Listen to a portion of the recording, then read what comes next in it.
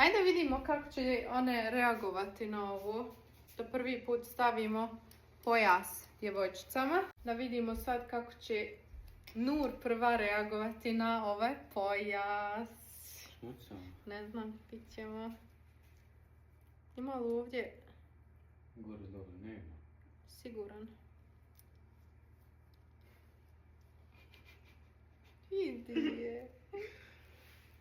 Vidiš da je dobro. Pa preveliko je, ja mislim. Pa, to je najmanje, ja mislim. Stavila sam Nur ovaj pojas što smo naručili.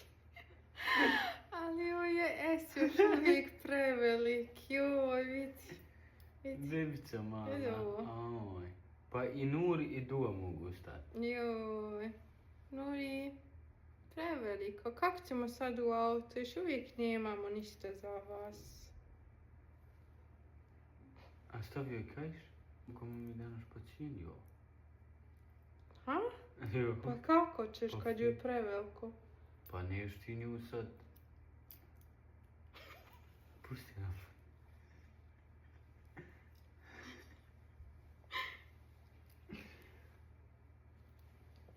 Op.